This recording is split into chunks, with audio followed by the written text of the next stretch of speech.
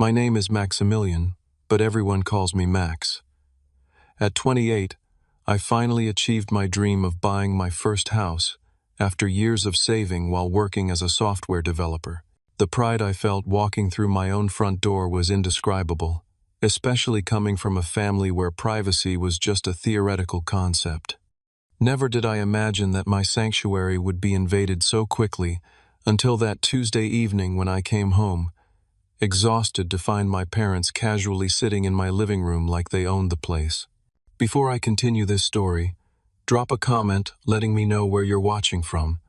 Hit that like button and subscribe to see more stories about standing your ground against family overreach. Growing up in the Morgan household meant accepting that privacy was a luxury, not a right. My father Richard, a micromanaging accountant, and my mother Karen, a helicopter parent before the term was even coined, operated on the firm belief that family has no boundaries. This philosophy manifested in countless ways throughout my childhood and teenage years. When I was 13, my father installed monitoring software on my computer that forwarded my internet history directly to his email. I discovered this humiliating setup when he confronted me about researching a paper on the French Revolution, concerned about my interest in violent historical events. At 15, my mother regularly tidied my room, which was her euphemism for reading my private journal. She would casually reference my personal thoughts at dinner, offering unsolicited advice on friendships and crushes, while my father nodded approvingly. My 17th birthday gift was a smartphone, which came with the condition that they would have my password and could check it any time. When I expressed discomfort, my father's response was always the same. "We're your parents. We have a right to know everything about you. When you pay your own bills, then you can have secrets." This mantra was repeated so often it became the unofficial family motto. College at Arizona State became my first taste of genuine freedom. The 6-hour drive from our Sacramento home created enough distance that their oversight became impractical. I thrived in this newfound independence, making the dean's list consistently while managing my own schedule, friendships, and decisions without parental input for the first time. After graduation, I moved into a series of shared apartments with roommates from college. My parents viewed these living situations as temporary, referring to them as my practice homes until I would naturally move back to Sacramento. They never understood that every career decision, every dollar saved, was part of my strategy to build permanent independence. My job at Rapid Tech, a growing software company, demanded long hours and complete dedication. While my colleagues complained about the workload, I volunteered for overtime and weekend projects. Every extra dollar went straight into my house fund. My supervisor, Blake, noticed my determination and took me under his wing, accelerating my promotion track and increasing my saving potential. After 4 years of aggressive saving and a modest inheritance from my grandfather, the only family member who seemed to understand my need for autonomy, I had enough for a down payment. The house hunting process was exhaustive. I viewed 67 properties over 8 months, researched neighborhood crime statistics, property tax histories, and potential appreciation rates. I wanted my investment to be sound, and my decision unimpeachable when my parents inevitably questioned it. The perfect house appeared when I least expected it, a 1950s bungalow with 2 bedrooms, 1.5 bathrooms, hardwood floors beneath tired carpet, and good bones disguised by outdated fixtures. Located in Roseville, it was 30 minutes from my parents' house, close enough to visit but too far for casual drop-ins. At least that's what I thought. The previous owner, an elderly widow moving to assisted living, accepted my offer despite higher bids because I wrote a letter promising to restore the home's original character. The day I signed the closing papers was the first time I truly felt like an adult. The weight of the house keys in my palm represented everything I had worked for. The first 2 months of homeownership were a revelation in peace and self-determination. I established morning routines that began with coffee on my small back porch, listening to birds instead of parental commentary about my career trajectory. Weekends became dedicated to restoration projects, stripping decades of paint from original window frames, refinishing hardwood floors and learning plumbing basics through YouTube tutorials and numerous trips to the hardware store. My best friend Nathan helped me install ceiling fans and paint the kitchen cabinets navy blue, a color my mother would have vetoed as too dark. But that brought me joy every morning. My colleague Amelia taught me to propagate houseplants that gradually filled sunny corners. These friends, chosen family rather than assigned, celebrated my independence without questioning my decisions. 6 weeks after moving in, I hosted my first dinner party. 7 friends squeezed around my vintage dining table, eating lasagna from mismatched plates and drinking wine from mason jars because I hadn't yet purchased proper glassware. The house hummed with conversation and laughter, christening it as truly mine. As my friends left that night, each one commented on how the house already reflected my personality, organized but comfortable, modest but thoughtful. My parents had visited only once for an awkward housewarming where my mother pointed out every imperfection while my father calculated aloud how much equity I could build before upgrading to a family home. They left after an hour, clearly disappointed that I hadn't consulted them on the purchase. Their parting words, "We're just a phone call away. When you need help fixing this place up," carried an assumption that such calls were inevitable and imminent. I didn't call. Instead, I reveled in addressing each home improvement challenge myself or with friends who respected my vision. The growing confidence in my capabilities extended beyond homeownership into other aspects of my life. I began speaking up more in meetings at work. I started dating with clearer boundaries. I was becoming the version of myself that had always existed beneath my parents' expectations. This peaceful existence lasted exactly 63 days. The day that everything changed began, like many others, with a coding crisis at work. Our team had discovered a critical security vulnerability in our flagship product just hours before a major client demo. What should have been a 9-hour workday stretched into 12 as we frantically patched the issue, ran diagnostics, and prepared documentation for the executive team. By 7:30 that evening, my eyes burned from staring at screens, my shoulders ached from hunching over keyboards, and my patience had worn microscopically thin. My only consolation was the thought of my quiet house, waiting for me, specifically the leftover Thai curry in my refrigerator, and the expensive bottle of Blanton's bourbon I'd been saving to celebrate my first successful solo project deployment. I stopped at Magnolia Market on the way home to grab fresh limes for my planned celebration drink. The cashier commented on my exhausted appearance, joking that I looked like I needed the entire produce section, not just citrus. Her simple human connection momentarily lifted my mood as I drove the final stretch home, watching sunset colors paint the sky in hues of orange and pink. As I turned onto my street, the familiar sense of pride warmed my chest at the sight of my modest home, until I noticed the lights glowing through my living room windows. My porch light, which operated on a timer and shouldn't have activated for another hour, cast a yellow pool on my front steps. My car slowed involuntarily as confusion gave way to alarm. Had I left lights on this morning? Impossible. My programmable habit of checking them twice before leaving was borderline compulsive. Was someone breaking in? The neighborhood had experienced a string of minor burglaries last month. My heart hammered against my ribs as I parked across the street rather than in my driveway, giving myself space to assess the situation. I called Nathan, speaking in hushed tones as I explained the situation. He advised calling the police, but something in my gut urged caution. "Let me peek through the window first," I whispered, approaching my own home like a trespasser. As I crept up the side path toward the bay window, the sound of familiar laughter froze me in place. Through a gap in the curtains I hadn't fully closed that morning, I saw them, my parents, comfortably ensconced on my sofa, as if they belonged there. My mother sat with her shoes off, feet tucked beneath her, flipping through a home decor magazine I didn't recognize. My father, tumbler in hand, was watching my television and helping himself to the Blantons I had been saving. The surreal sight momentarily disconnected me from reality. Had I given them a key I'd forgotten about? Had we planned a visit that slipped my mind during the workday chaos? No, neither explanation fit. This was unauthorized entry regardless of our blood relation.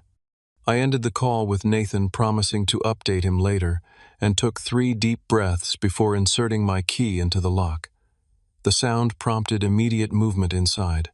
As I pushed open the door carrier bag of limes dangling from one wrist and laptop bag from the other, my parents looked up with expressions not of guilt, but of casual expectation. "There you are," my mother exclaimed, as if I were late to an appointment in my own home. "We were wondering when you'd get back." The living room I had left immaculate that morning had been subtly rearranged. My reading chair now angled toward the television instead of the window. A new throw blanket I'd never seen covered part of my sofa. A vase of fresh flowers, lilies that would aggravate my allergies, dominated my coffee table. "What are you doing here?" I asked, my voice emerging steadier than I felt. "And how did you get in?" My mother smiled indulgently, the expression she typically reserved for what she considered my amusing overreactions. From her purse, she extracted a silver house key attached to a keychain, featuring a photo of our family from my high school graduation. "We thought we'd surprise you." She waved the key like it was a completely normal thing to possess without my knowledge. "Now it's family property, so let's not make a big deal out of it. I brought some proper curtains for that window. The ones you chose are letting in too much morning sun. You'll never get proper rest." My father took another sip of my bourbon, and added, "Your mother was worried you weren't eating right living alone. We brought lasagna, a real one, not that vegetarian nonsense you've been experimenting with. It's in the fridge." The casual invasion left me momentarily speechless. My gaze traveled from the key in my mother's hand to the bourbon in my father's, then to the stack of home improvement magazines, now occupying the side table where my computer science journals had been. While I processed this violation, my mother had already stood and was moving toward my kitchen. "I reorganized your pantry honestly. Max alphabetizing spices. Who has time for that? I grouped them by function instead. Much more efficient when you're actually cooking." Something in me snapped. Not violently, not dramatically, but with the quiet finality of a thread pulled beyond its tensile strength. I set down my bags, walked calmly to my front door, and held it open wide. A cool evening breeze swept in, carrying the scent of my neighbor's jasmine. I smiled, not the accommodating smile they were accustomed to, but one that didn't reach my eyes. "I never gave you a key," I said evenly, "because I never invited you to enter my home without permission. This isn't family property. It's my property, purchased with my money, maintained with my labor. So here's what's going to happen. You're going to leave right now, return my key, and call before visiting in the future, like everyone else in my life respects enough to do." The stunned expressions that transformed their faces would have been comical in any other context. My mother's mouth opened and closed without sound. My father's hand froze halfway to his lips, bourbon catching amber light. The silence that followed my declaration lasted approximately 3 seconds before my mother's eyes welled with tears, her standard response to not getting her way. These weren't the quiet, dignified tears of genuine hurt, but the performative kind designed to immediately shift me into the role of villain. "How could you speak to us this way?" she gasped, pressing one hand to her chest as if physically wounded. "After everything we've done for you, we raised you, educated you, supported you, and now we're not even welcome in your home." My father set down the tumbler with deliberate slowness, a gesture I recognized from childhood confrontations. It preceded his transitioning from casual dismissiveness to authoritarian anger. "You need to watch your tone, Maximilian," he said, using my full name as he always did, when asserting dominance. "Your mother went to considerable trouble to help you today. The proper response is gratitude, not this teenage rebellion. I thought you'd outgrown this phase." I remained in position, door open, expression neutral. My tone is perfectly appropriate for someone finding uninvited people in their home. "The key, please." My mother's tears escalated to quiet sobs as she looked to my father for support. He stood drawing himself up to his full height, a tactic that had intimidated me as a child, but now struck me as almost desperate. "We're your parents," he said, as if stating this fact automatically granted them immunity from normal social boundaries. "We don't need permission to check on our son. Your mother was worried about you living alone. She hasn't slept properly since you moved in here." "My living situation isn't responsible for Mom's insomnia," I replied. "And being my parents doesn't entitle you to break into my house. The key, please." My mother's crying abruptly ceased as she realized her usual tactic wasn't working. She switched strategies, moving toward me with arms outstretched for a hug. "Honey, we just want to be part of your life." "Is that so terrible? We miss you." I sidestepped the embrace, maintaining my position by the door. "There are respectful ways to be part of my life. This isn't one of them. The key, please." The standoff continued for another 15 minutes. My parents cycled through their entire emotional repertoire: guilt, anger, dismissiveness, faux concern, and finally wounded martyrdom. I repeated my request for the key 11 times before my mother finally extracted it from her purse and placed it on my entry table, rather than handing it directly to me, a small but telling act of passive aggression. "I hope you realize how hurtful you're being," she said, gathering her purse, and the shopping bags that I now noticed contained additional unauthorized improvements for my home. "We only wanted to help." My father drained the last of my bourbon before standing. "When you calm down and think rationally about this, you'll realize you're overreacting. Family helps family, Max. That's how it works. Boundaries help families," I countered. "That's how healthy relationships work." As they reluctantly moved toward the door, my mother paused to add, "I left some notes on your refrigerator about improvements this place needs. The bathroom caulking is atrocious, and those kitchen cabinets are too dark for such a small space. We can help you fix everything next weekend." "I won't be available next weekend," I said, not elaborating that my unavailability would extend indefinitely until they demonstrated respect for my autonomy. Their departure from my property featured the kind of dramatic exit my mother had perfected over years of domestic disagreements. Loud sighs, backward glances, and one final parting shot from my father. "When you own a house, you realize how too much help you need. Don't be too proud to call when things start breaking, which they will." I closed the door behind them, engaged the deadbolt, and leaned against the solid wood surface, heart pounding as if I'd run a marathon. The house felt different now, contaminated by their presence, in a way that transcended the physical rearrangements. A methodical inspection of my home revealed the full extent of their interference. My mother had indeed reorganized my pantry, grouping spices in a system comprehensible only to her. She'd replaced my shower curtain with a floral pattern that clashed with my bathroom tiles. My carefully curated bookshelf had been rearranged with certain books, notably those on personal boundaries and psychology, mysteriously relegated to the bottom shelf. Most disturbingly, my home office showed signs of thorough examination. Computer cables that I meticulously arranged in a specific pattern had been unplugged and reconnected haphazardly. My filing cabinet drawer wasn't fully closed, a cardinal sin in my organizational system, and my notebook containing personal reflections and future plans had been moved from its drawer to the desktop. The refrigerator bore 7 yellow sticky notes with my mother's looping handwriting, each detailing urgent improvements ranging from "replace bathroom faucet, current one wastes water," to "consider lighter curtains too masculine and dark." In here, the final note simply read, "Spare bedroom would make perfect nursery someday. Let's discuss paint colors next visit." Sleep evaded me that night despite my physical exhaustion. I lay awake replaying the confrontation, analyzing whether I could have handled it differently while still maintaining my boundaries.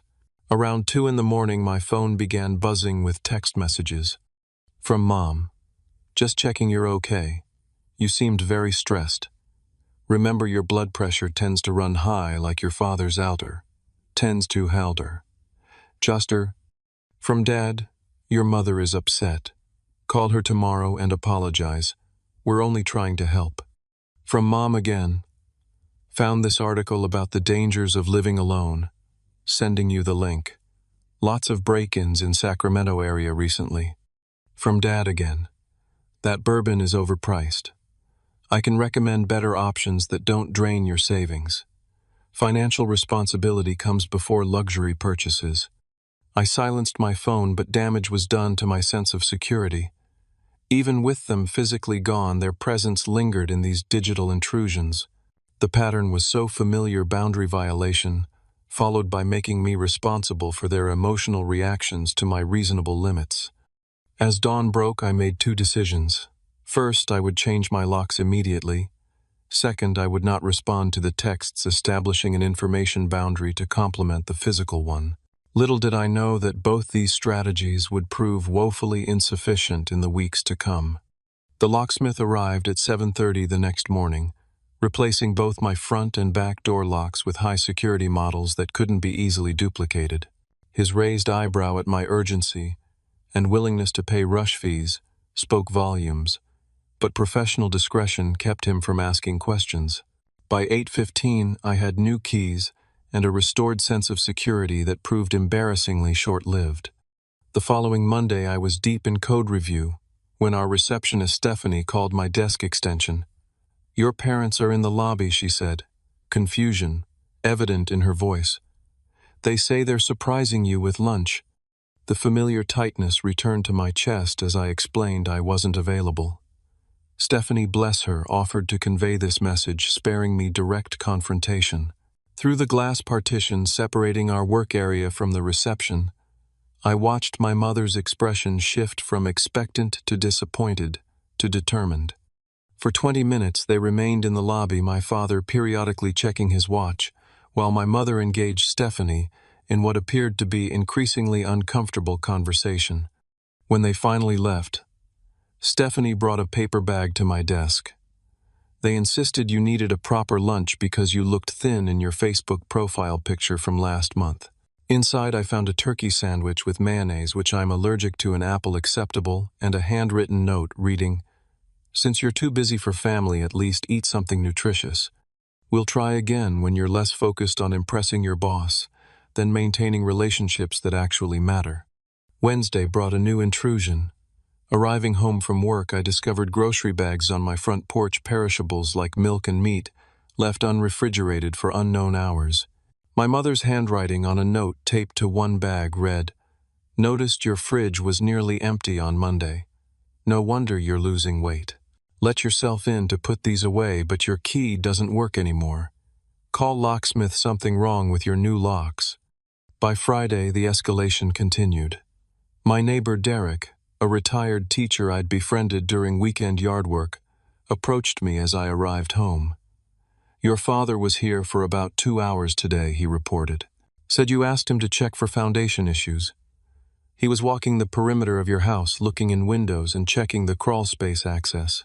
Seemed odd he didn't have a key, but he showed me a photo of you two together, so I didn't call anyone."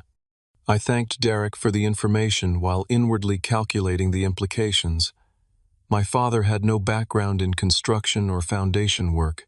His inspection was merely pretext for surveillance, and involving my neighbor represented a new level of manipulation, recruiting others into enabling their boundary violations. The weekend brought no respite. Saturday morning, a locksmith, not the one I had used, knocked on my door with a work order called in by the homeowner to create new keys. When I explained I hadn't placed this order, he showed me the service request form listing my father's name and contact information.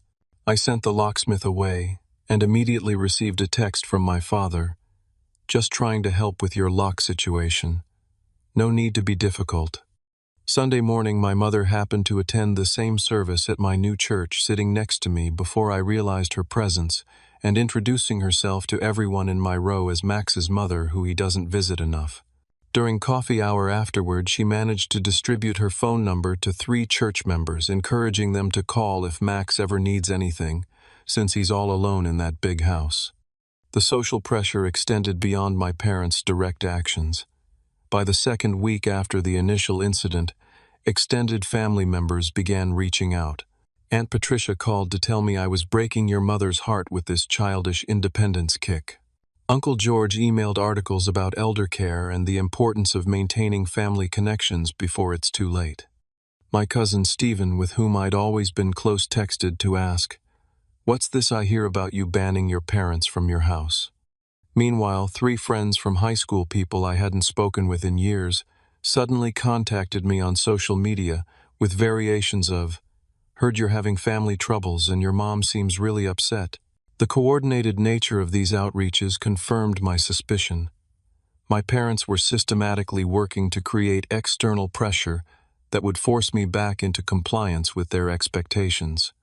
The breaking point arrived 3 weeks after the initial incident. Working late to avoid going home, a psychological state I hadn't experienced since high school, I finally returned to my house around 9 in the evening. The porch light illuminated a scene that stopped me at the threshold. Through my living room window, I could see that every kitchen cabinet door stood open. Drawers had been pulled out. The contents of my pantry appeared rearranged yet again. Moving through my home in growing disbelief, I discovered my mother had completely reorganized my kitchen, according to her system, discarding storage containers she deemed unnecessary and labeling shelves with her preferred arrangements. In my home office, my father had fixed my computer desk by raising it 2 inches with wooden blocks, leaving a note explaining this was better ergonomically for someone your height. My carefully calibrated monitor setup had been adjusted, cables rerouted, and most alarmingly, my external backup drive was now connected differently. A check of my security camera footage installed after the lock change revealed they had convinced my next-door neighbor Lisa that they were bringing surprise renovations while I was at work. Lisa, who had never met them before, had been persuaded to let them access my backyard, where they retrieved the emergency key I kept hidden for legitimate emergencies. This violation transcended mere boundary crossing. It represented a complete dismissal of my explicit wishes and a sophisticated campaign to undermine my independence. As I stood in my rearranged kitchen, a sudden clarity emerged through the fog of frustration. Changing locks wasn't enough. I needed a comprehensive strategy to address the psychological and social dimensions of this conflict, not just the physical access. The next morning, instead of going to work, I called in sick for the first time in 3 years and scheduled an emergency appointment with Dr. Rachel Winters, a therapist I'd been seeing occasionally to work through childhood patterns.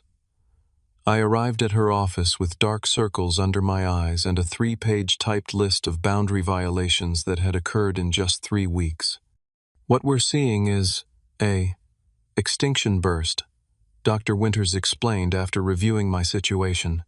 "When entrenched behaviors are suddenly met with resistance, they often intensify dramatically before subsiding.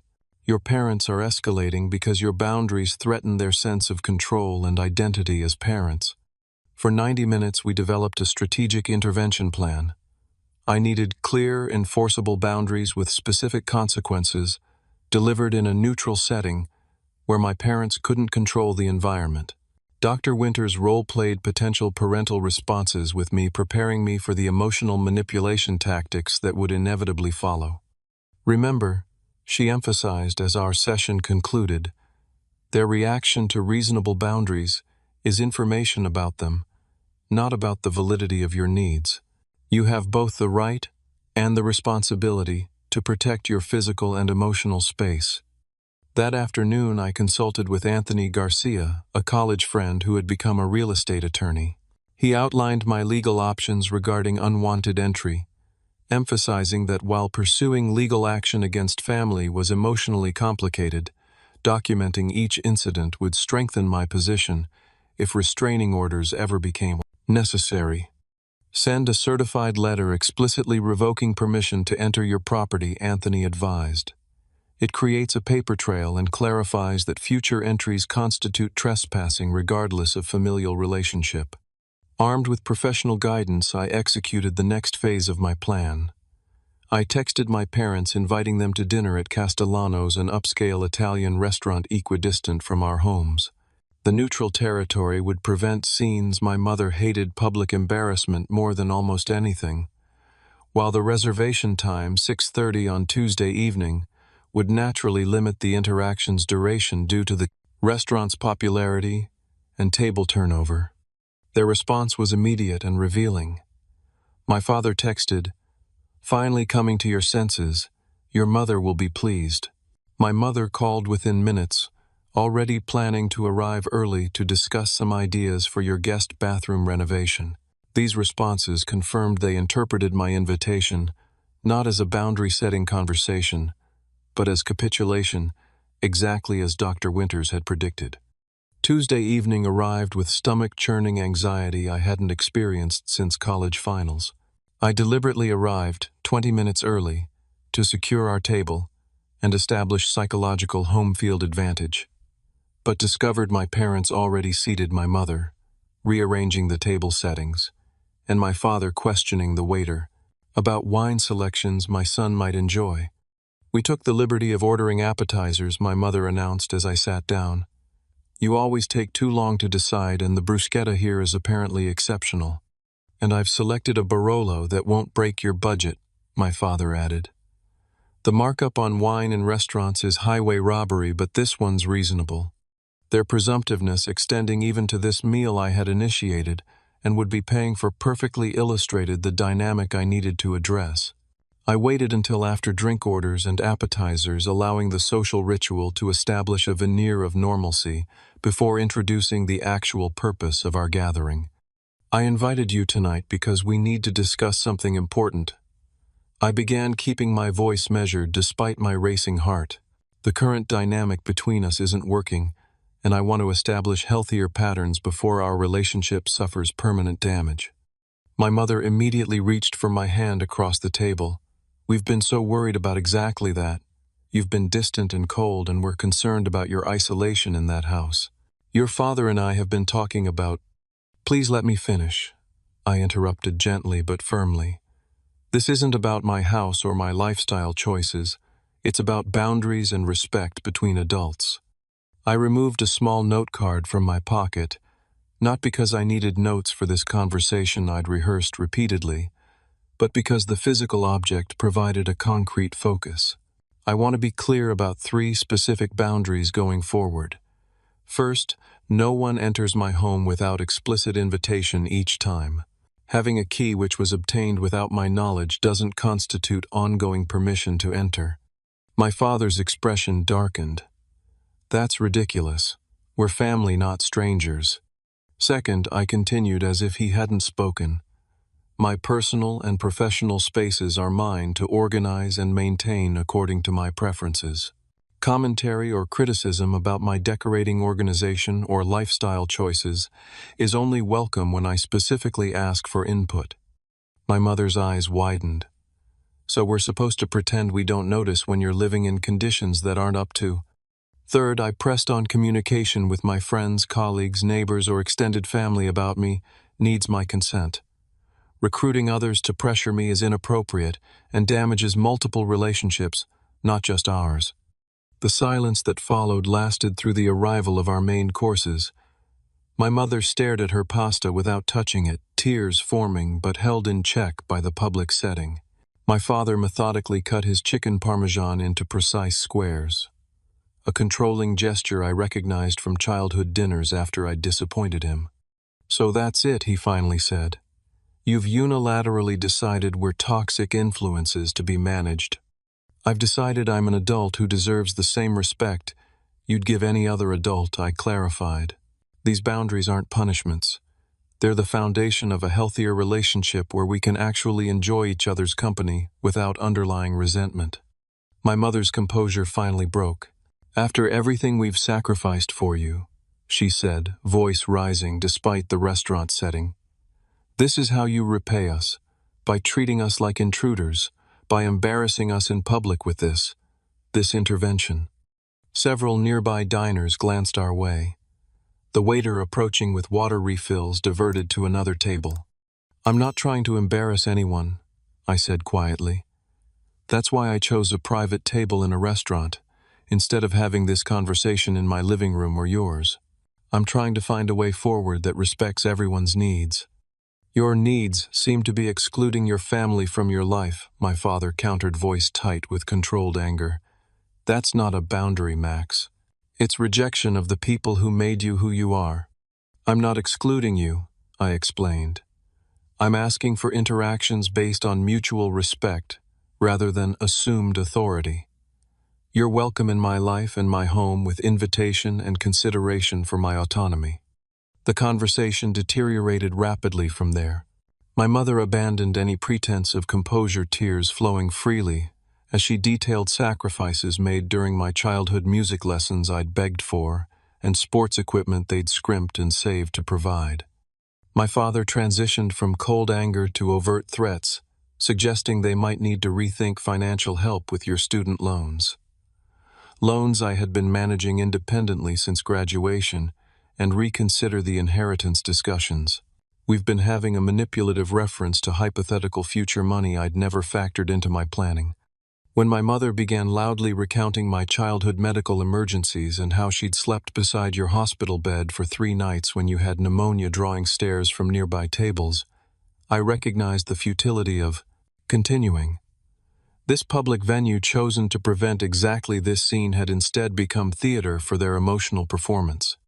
I signaled for the check paid while they were still mid-argument and stood to leave. "I care about you both," I said quietly. "That's why I'm trying to establish a relationship that works for all of us as adults. I hope you'll consider what I've said once emotions aren't running so high." My father's parting words as I walked away. "Don't expect us to come running next time you need help with that money," Pithouse echoed in my ears as I drove home simultaneously. Relieved the confrontation was over and devastated by its predictable failure. The failed dinner conversation made one thing abundantly clear: verbal boundaries alone would never suffice. The following morning I implemented the comprehensive security plan Anthony had helped me develop. A locksmith installed commercial-grade deadbolts with keys that couldn't be duplicated without signed authorization forms. Electronic keypads with programmable codes replaced traditional locks on both exterior doors, allowing me to grant temporary access when appropriate without distributing physical keys. A complete security system followed door sensors, motion detectors, and window alarms connected to a monitoring service with my parents explicitly listed as unauthorized users who could not request system overrides. The doorbell camera I'd installed earlier was supplemented with additional exterior cameras covering all potential entry points, with footage backing up to cloud storage I alone could access. Derek, my retired neighbor who had previously been unwittingly recruited into my parents' schemes, became a valuable ally once I explained the situation. My sister pulled similar stunts with my nephew, he confided. Some folks can't accept when the parent-child relationship evolves. I'll keep an eye out and let you know if they show up while you're at work. I provided similar context to my direct neighbors on both sides and across the street, framing the situation tactfully, as my parents are having trouble respecting boundaries as I establish independence, rather than detailing the full extent of their violations. This network of aware neighbors created a community safety net without burning bridges through excessive disclosure. The physical security measures addressed only one dimension of the problem. The emotional boundaries required equally rigorous protection. I drafted a clear email to both parents establishing a 2-week communication pause to allow everyone space to process our dinner conversation. I specified that during this period I would not respond to calls, texts, emails, or social media contacts from either of them, nor would I engage with extended family members or friends acting as intermediaries. After this cooling-off period, I wrote, "I welcome text communication as we rebuild trust. In-person visits can resume once we've established a pattern of respectful digital interaction with advance notice and explicit invitation required each time." The response was predictable but still painful. My mother called 7 times in the hour after receiving my email, leaving increasingly distraught voicemails ranging from, "I can't believe you'd cut off your own mother," to, "What if there's a family emergency?"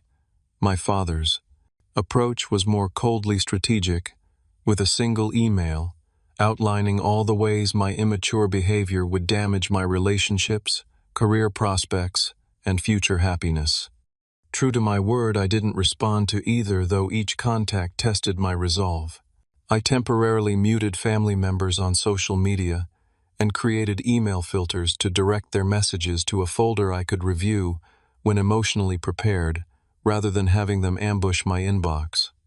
The first test of my new boundaries came sooner than expected. 3 days into the communication pause, my security system alerted me to activity at my front door while I was at work. Live video showed my parents attempting to use a key in my newly changed locks, then pressing the doorbell repeatedly. When these efforts failed, my father circled to the back door, while my mother remained at the front, creating a two-pronged attempt to gain entry. Finding all access points secured, they eventually retreated to their car, where they remained parked in front of my house for 27 minutes. The entire incident was recorded from multiple angles, providing documentation I hoped never to need, but felt reassured to possess. I maintained my composure and called them from my office phone, which they wouldn't recognize on caller ID. When my mother answered, I calmly stated, "I can see you're at my house right now through my security cameras. This violates the boundary I established about visits requiring invitation. Please leave my property immediately. We can discuss this after the 2-week communication pause we agreed upon." My father grabbed the phone. "This is ridiculous, Max. Your mother brought homemade soup because she heard from Stephanie's cousin that there's a stomach bug going around your office. We're trying to help, not invade." The mention of Stephanie, our receptionist whom they'd met exactly once during their workplace lunch, ambush, and her cousin, someone I'd never met, illustrated how extensively they were tracking my life through social connections. This revelation strengthened my resolve. "I understand you believe you're helping," I replied evenly. "However, I've been clear about my boundaries. Please respect them by leaving now and honoring the communication pause we discussed." They left, but not without my mother placing the soup container prominently on my front step directly in view of my camera. A passive-aggressive acknowledgement that they knew they were being recorded. As challenging as this confrontation was, it represented my first successful enforcement of a boundary with real-time consequences. I had remained calm, asserted my position clearly, and followed through without capitulating to emotional manipulation. It was a small victory, but a significant one in the larger campaign for relationship recalibration. The unexpected ally emerged a week into the communication pause. My phone displayed an unfamiliar number one evening which I almost ignored, assuming it was another parental end run around my boundaries.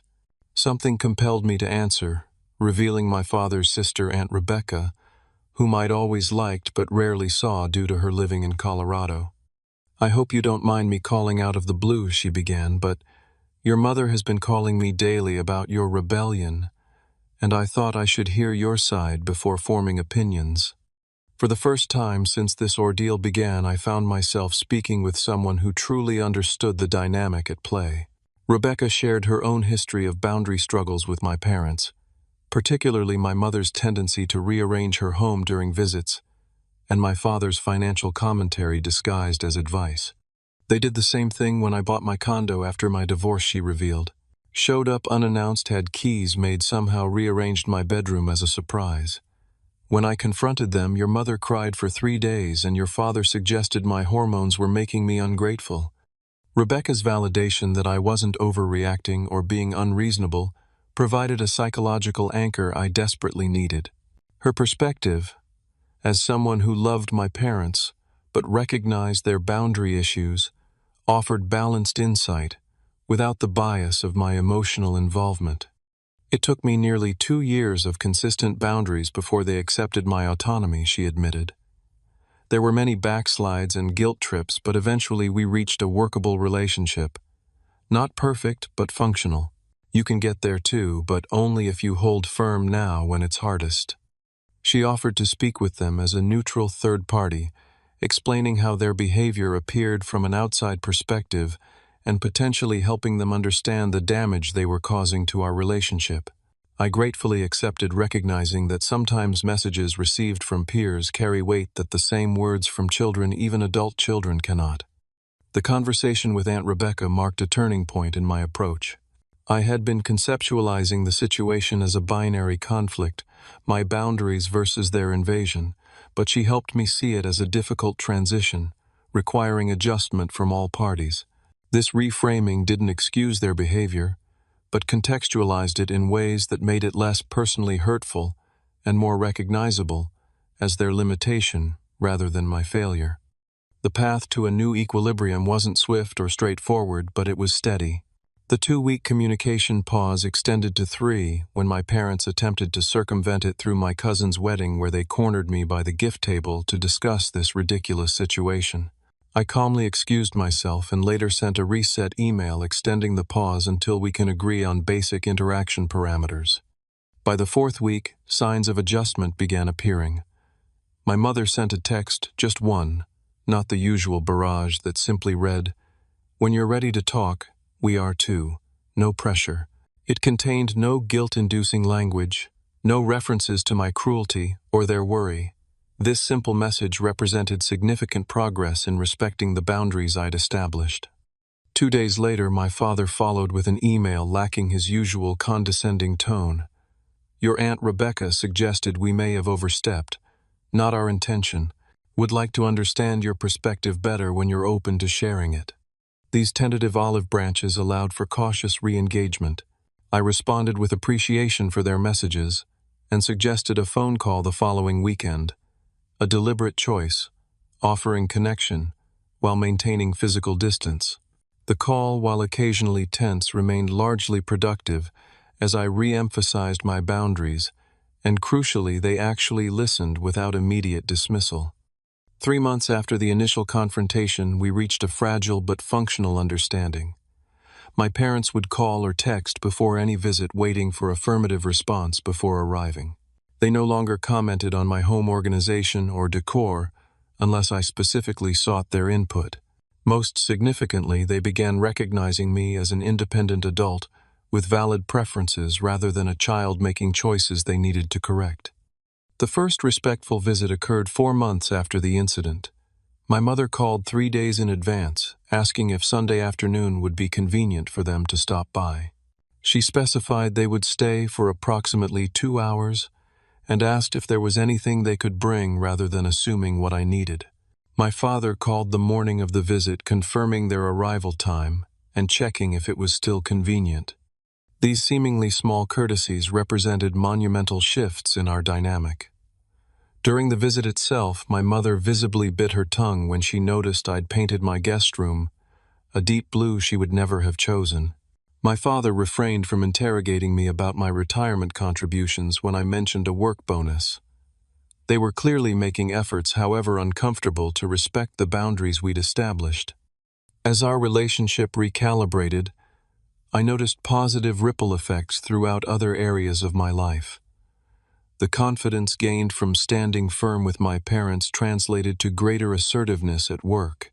During a project planning meeting, I respectfully but firmly pushed back when my ideas were repeatedly interrupted, earning a nod of approval from my supervisor and setting a precedent for more equitable team dynamics.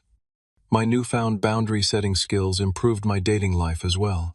When Michael, a man I'd been seeing casually, began exhibiting some concerning controlling behaviors, texting repeatedly when I didn't respond immediately, and questioning my independent social plans, I addressed it directly, rather than accommodating to keep peace. Instead of escalating as I feared, the clear communication actually strengthened our connection, leading to a more balanced relationship built on mutual respect. Even my friendships benefited from this personal growth. I found myself more comfortable expressing preferences rather than defaulting to people-pleasing behaviors. When my friend Jordan suggested a restaurant I disliked for our monthly dinner, I simply offered an alternative rather than silently acquiescing as I would have previously. This authenticity paradoxically deepened our connection, rather than creating the conflict I would have once feared. 6 months after that Tuesday evening, when I found my parents in my living room, I hosted a small housewarming party, the proper celebration my home deserved. My parents attended as invited guests, arriving at the specified time with a thoughtful housewarming gift, a custom address stamp I had actually mentioned, wanting rather than unsolicited home improvements. Watching them interact respectfully with my friends, colleagues, and neighbors, introducing themselves without embarrassing childhood stories or undermining comments, I felt a complex mixture of emotions.